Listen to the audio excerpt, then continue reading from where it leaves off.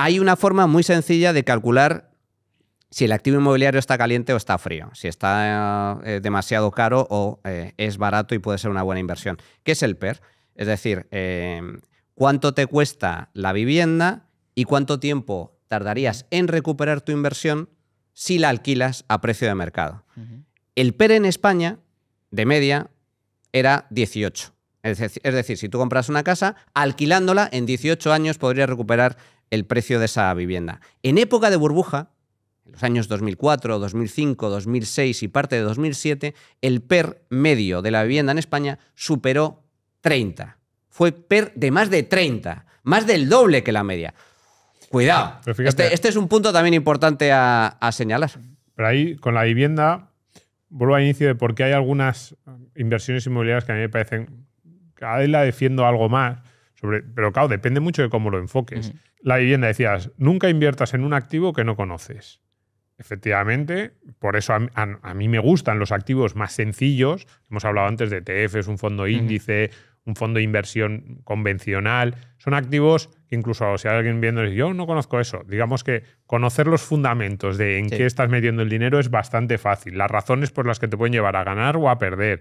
¿Quién te debe dinero? Si en el caso de que sea un activo de renta fija, ¿quién te debe dinero y cuáles son las condiciones por las cuales tú recuperarías tu dinero, ese dinero que has prestado? Esas son las preguntas básicas que uno se tiene que hacer y yo creo que hay una serie de activos que es relativamente sencillo. En el caso de la vivienda, a mí me pasa algo parecido. Por eso decía antes que no me disgusta tanto para el inversor medio, porque normalmente el inversor medio, su barrio, la ciudad la conoce. Para mí, ¿cuál fue uno de los momentos entre 2004 y 2007 en el que empezabas a ver esto se nos está yendo de las manos, esto es una locura? Que había mucha gente que te decía, no, es que mi primo me ha dicho que en no sé qué pueblo pues, se está haciendo una promoción que está muy bien y entonces o en el barrio de la ciudad al lado o en un barrio y entonces yo voy a comprar esa casa para alquilar. Y yo pero ¿conoces más o menos el barrio? ¿Conoces la promoción? ¿Sabes si es buena o mala? ¿Sabes si la calle está bien o está mal? Esas cosas que todos percibimos, que llegas y dices, no, esa casa, ¿cuánto vale? 500, aquella, 450, no, mejor quédate con aquella. Y tú dices, ¿por qué? Tú en tu barrio de repente dices, no, es que esa casa, mira, a lo mejor sabes que hay un poco de ruido porque el bar de abajo es un poco ruidoso. Eso es imposible de saber si no estás ahí. Sabes que esa promoción, ya ha habido un par de vecinos que te han comentado que los acabados no son tan buenos y que a los 2 o 3 años de estar viviendo en ella han tenido que hacer una pequeña reforma porque el promotor le hizo los pisos así un poquito.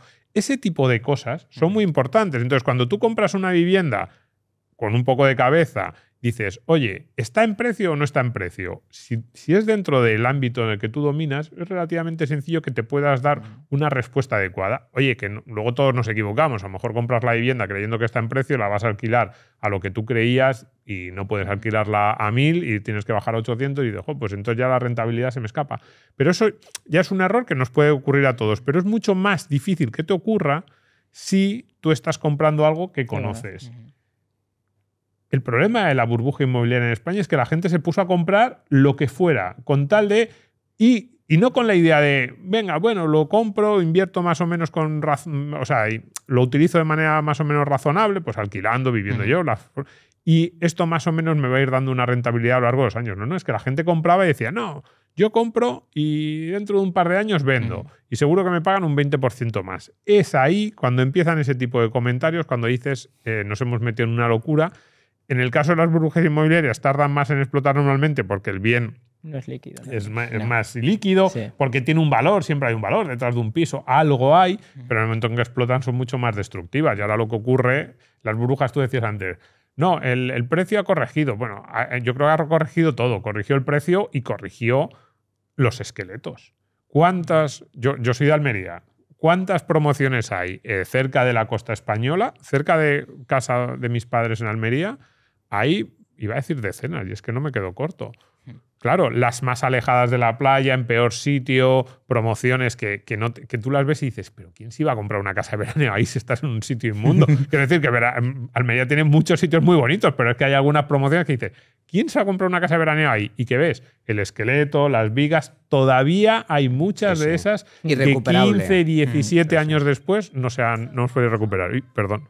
Yo estoy, Manuel, un poco en desacuerdo también con lo que decías, no porque el PER o el yield implícito no sea una buena medida, que siempre lo es, y cuando luego hablemos de acciones seguramente pues ahí podremos comentarlo, sino porque también hay que tener en cuenta en qué entorno lo medimos, ¿no? Cuando tú tenías unas condiciones de crédito artificiales tipo cero, no hay alternativa, la alternativa rinde muy poco, bajas tus estándares, ¿no? Porque un rendimiento real del 3, y esto lo vimos también con los bonos, si recordáis aquel bono austríaco que se vendió a 100 años y con rentabilidad negativa, ¿no? Casi tú, bueno, no casi, ¿no? En realidad pagabas tú porque te prestase por el honor a prestarle el dinero.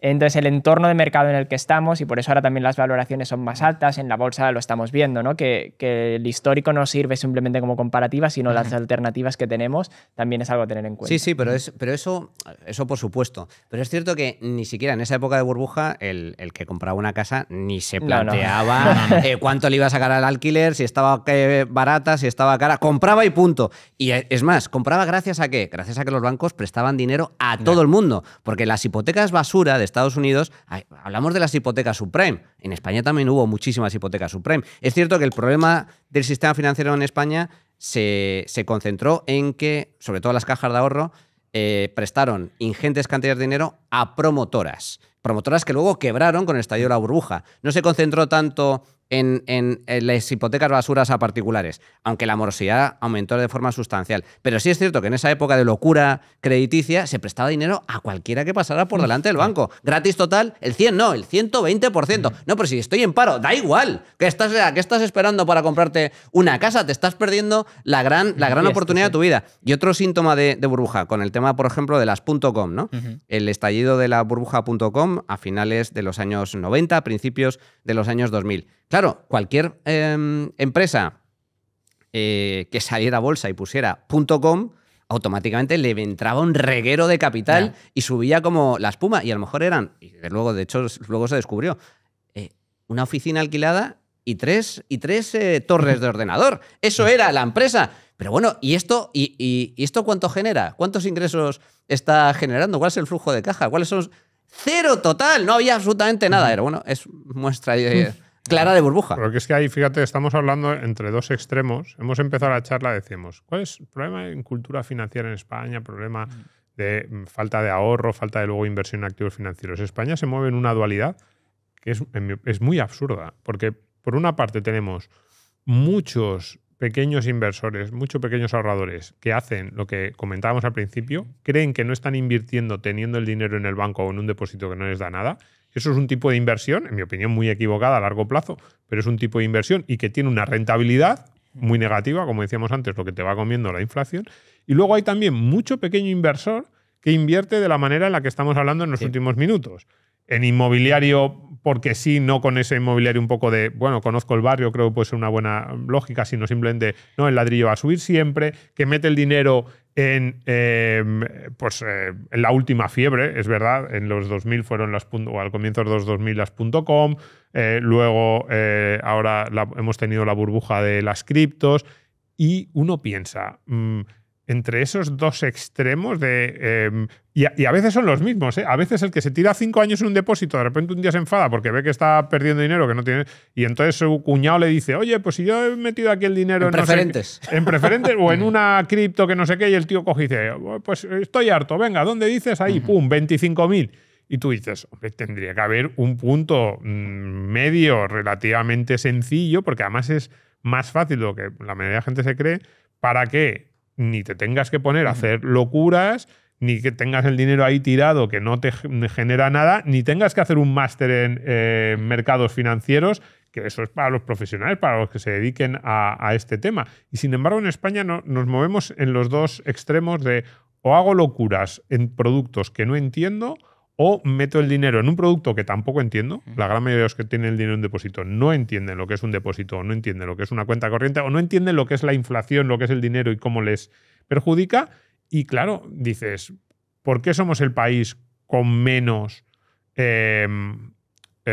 activos financieros de la Europa rica, ¿no? No, es verdad, hay países, evidentemente, si contásemos todo el mundo, pues hay muchos más, ¿no? Pero dentro de los países occidentales, con los que siempre nos comparamos, si miramos Francia, Alemania, Reino Unido, Holanda, Dinamarca, los países ricos de la Unión Europea, somos con mucha diferencia el país con menos activos financieros. Italia normalmente ahí está con nosotros más o menos, pero incluso en esto yo creo que nos supera un poco. Otro error muy, muy común en España, ¿no? Que es justo lo que está comentando Domingo.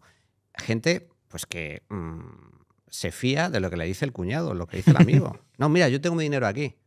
Bueno, muy bien. Pues ojalá te vaya estupendamente, pero yo no se me ocurriría invertir mi dinero porque me lo diga un amigo, me lo diga un familiar, sin ni siquiera analizar en qué estás invertido. Pero eso sucede muy habitualmente, mucho más de lo que la gente pudiera pensar. Y luego, el sesgo de rebaño. Otra por decir así, otra posible alerta para detectar cuestiones burbujiles, ¿no? Cuando todo el mundo está invertido ahí.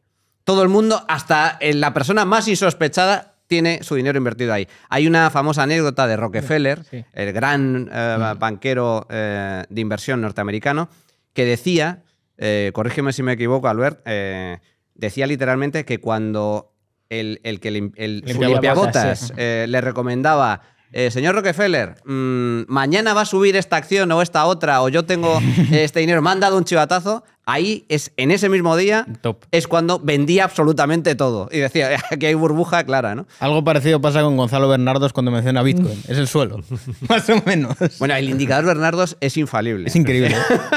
Siempre hay que hacer lo contrario de lo que diga Gonzalo Bernardos. Sí.